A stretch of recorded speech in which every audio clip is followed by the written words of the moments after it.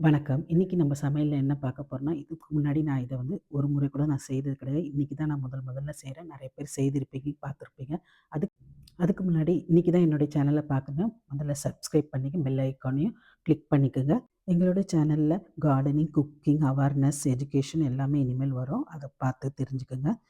வாங்க வீடியோக்குள்ள போலாம். அது என்னதுன்னா, ஸ்க்விட் தாங்க. தமிழ்ல சொல்லுவாங்க. கனவான்ட்டு. இது என் கனவுல கூட ஒரு நாள் கூட நான் செய்தது கிடையாதுங்க. இன்னைக்கு தான் முதல்ல செய்றேன். நல்லாவும் இருந்தது. சாப்பிட்டு பார்த்ததுக்கு. எப்படி செய்யலான்றத பார்ப்போம். முதல்ல ஒரு வாணலில எண்ணெய் ஊத்தி, கடுகு, உளுத்தம்பருப்பு போட்டு வெடிச்ச உடனே, வெங்காயம், தக்காளிலாம் போட்டு நல்லா வதக்கி வச்சுக்கோங்க. வதங்குனதுக்கப்புறம் இஞ்சி, பூண்டு பேஸ்ட்ட நம்ப போட்டு அத வாசனை போற வரைக்கும் நல்லா வதக்கி வைங்க. இப்ப நான் எடுத்துக்கிற அளவு வந்து 250 கிராமு கனவா எடுத்திருக்கேன். ஒரு 4 பெரிய சைஸ் வெங்காயத்த வந்து பொடியா நறுக்கியிருக்கேன். ஒரு தக்காளி, இஞ்சி பூண்டு பேஸ்ட் வந்து 1 ஸ்பூன் எடுத்திருக்கேன். தேவையான அளவு உப்பு, மிளகாத்தூள் போட்டு திரும்ப நல்லா வதக்கி, தேவையான அளவு கொஞ்சமா தண்ணி ஊத்தி, அந்த மிளகா வாசனைலாம் போற வரைக்கும் கொஞ்சம் கொதிக்க வைங்க. இந்த கனவா வந்து கழுவுறதுக்கு தாங்க ரொம்ப கஷ்டமா இருந்தது. ஏன்னா, அத கட் பண்ணி அந்த உள்ள வந்து ப்ளூ கலரா இருக்கும்.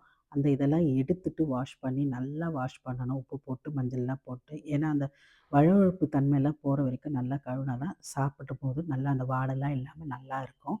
இது பச்சை வாசனை போற வரைக்கும் கொதிக்கட்டும். அதுக்கு முன்னாடி நம்ம வந்து வறுத்து வச்சுப்போம். அது என்னென்னா 1/2 ஸ்பூன் மிளகு, 1/2 ஸ்பூன் சீரகம், 1/2 ஸ்பூன் சோம்பு போட்டு வறுத்து மிக்ஸியில வந்து கொர கொரன்னு அரைச்சுக்கங்க. ரொம்ப மழிய வேண்டாம். கொர கொரன்னு இருந்தாலே இந்த பதத்துக்கு இருந்தாலே போதும். என்னதான் நம்ம உப்பு மிளகாத்தூள் போட்டாலும் இந்த பொடி தாங்க அதோடைய டேஸ்ட்டை வந்து தூக்கி குடுக்கும். நான் ஏற்கனவே சுத்தம் செய்த வச்ச கனவாவ வந்து இந்த கலவையில போட்டு மிக்ஸ் பண்ணி ஒரு 5 நிமிஷம் வெந்தாலே போதுங்க. ரொம்ப நேரம் சமைச்சோம்னா, அதோட சாஃப்ட் தன்மை போயி ஒரு மாரி ஹார்டா ஆயிடும். நம்ம சாப்பிட முடியாது. கடிக்கும்போது ரப்பர் மாரி இருக்கும். அதனால 5 நிமிஷம் கொதிச்சாலே போதும்.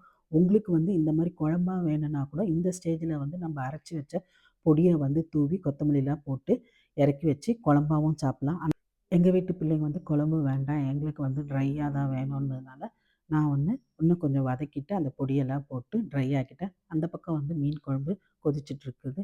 இந்த கனவா வந்து கழுவுறதுக்கு தாங்க கஷ்டமா இருந்தது. ஆனா சமைக்கிறது வந்து ரொம்ப ஈஸியாவும் இருந்தது. நல்லா சுவையாவும் இருந்தது.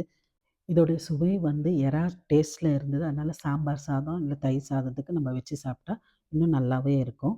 இந்த கனவாவ வந்து நானு கனவுல கூட சமைக்கலனாலும், நேர்ல சமைச்சு சாப்பிட்டோனே சுவையாவும் இருந்து எந்த ஒரு விஷயத்தையும் நம்ம விரும்பி செய்தோம்னா, அது நல்லாவே இருக்கும்.